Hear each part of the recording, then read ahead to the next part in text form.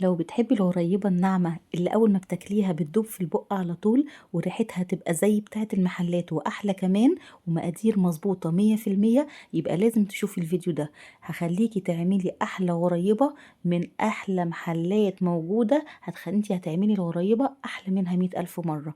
والمكونات بتاعتها 3 مكونات بس، حاجة سهلة وبسيطة ومش هتاخد معاكي أي وقت ونتيجتها هتبهرك. أول حاجة هنبدأ المكونات بتاعتنا. عندي كيلو من الدقيق. انت كل المقادير عايزه تضعفيها عايزه تنصصيها اللي يعجبك. انا هعمل المقدار على كيلو من الدقيق، عليه 300 جرام من السكر البودره، وعليهم 600 جرام من السمنه تكون ساقعه، ما تكونش سمنه سايحه، تكون سمنه ساقعه. ولازم الغريبه تتعمل بسمنه، مش هينفع تتعمل بزبده.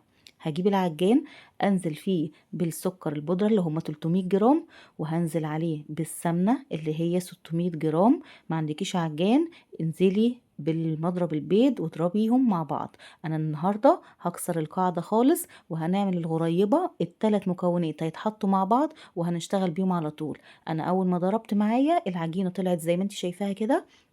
العجينة دي عاملة زي عجينة الكحك شوية، أنا مش عايزاها كده. عجينة البيتي فور يا جماعة لازما تكون بتلزق، تمسكيها في ايدك تلزق في ايدك كده. طيب مدة الضرب، لو عندك العجان مدة الضرب بتاعك من 5 ل6 دقايق مستمرين. شوفي ايدي بتلزق اهي، انا عايزة العجينة تكون كده بالظبط. طيب لو انت هتعملي بالمضرب او هتعملي بايدك يبقى مدة الضرب بتاعتك هتبقى حوالي ربع ساعة، علشان انا عايزه العجينه تكون بتلزق وطريه جدا زي ما انت شايفاها. لو انت هتستخدمي القمع بتاع الغريبه يبقى هتستخدمي العجينه اول ما هتعجنيها تخلصيها تشتغلي بيها على طول في القمع. طيب لو انت هتشتغلي بيها وتكوريها على ايدك يبقى لازم تدخليها التلاجة مش اقل من ساعه. تقعد تغطيها بكيس وتدخليها التلاجة تقعد ساعة، وبعد كده امسكيها هتتكور معاكي وتعمليها كور عادي. عايزة تشتغلي بالقمع زي ما انا اشتغلت يبقى اول ما هتخلصي عجن فيها يبقى انت هتشتغلي بيها على طول. الغريبة مهما نعجن فيها تديكي نتيجة احلى واحلى. مش زي طبعا عجينة البسكوت اللي هي بيبقى عليها لبن، فاحنا ما ينفعش نعجن فيها كتير، ولا عجينة البيتيفور عشان البيض. لكن الغريبة لا عليها لبن ولا عليها بيض ولا عليها فانيليا، احنا هنستخدمها، فمهما نعجن فيها ونخدمها تديكي نتيجة احسن بكتير. انا هزوق الوش بقى. انت عايزة تعمليها سادة اعمليها، عايزة تحطي مكسرات زي ما انا بحط حطي، عايزة تحطي سوداني، عايزة تحطي مثلا اللي هو اللولي اللي هو اللي لونه سيلفر دوت، اللي انت عايزاه حطيه.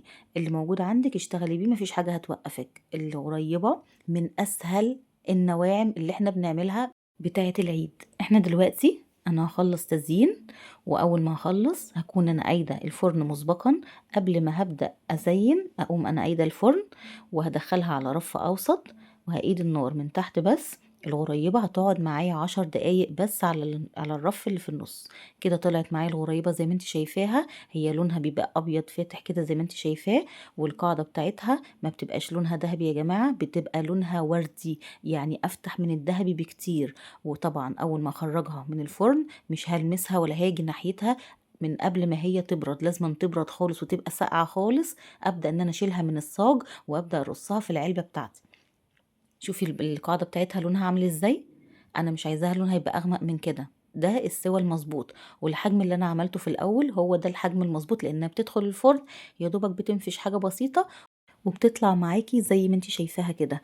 الغريبة ما بتبقاش حجمها كبير، لان هي المفروض انك بتاخدي الواحدة بتحطيها في بقك على طول، ما ينفعش ان احنا هناخدها زي الكحك او نكسرها او كده. هي الغريبة حجمها بيبقى مثلا حجم الواحدة 10 جرام، مش اكتر من كده.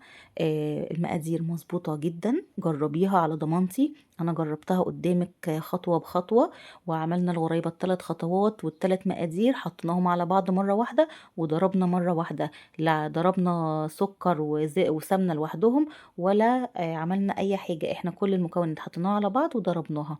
ومش هتاخد في الفرن غير 10 دقايق على رف اوسط زي ما انا قلتلك. نعيد المقادير: كيلو من الدقيق، عليها 300 جرام من السكر البودرة، عليها 600 جرام من السمنة وتكون ساقعة. هتطلع معاكي احلى غريبة دايبة دوبان هتدوب في البق، بجد هتعجبك جدا.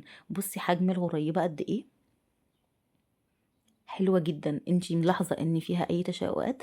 ما فيهاش اي حاجة. دايبة جدا. بصي اما بكسرها قدامك هتحسي ان هي بصي خطيرة بتدوب، هي اسمها غريبة فلازم تكون زي ما انتي شايفاها كده. المقادير مظبوطة جدا، وطعمها ولا ريحتها في حتة تانية. جربيها، ولو الفيديو عجبك دوسي لايك وفعلي زر الجرس عشان يوصلك كل فيديوهاتنا الجديدة. وكل سنة وانتم طيبين وعيد سعيد عليكم، وبكده نكون خلصنا كل وصفاتنا بتاعة العيد.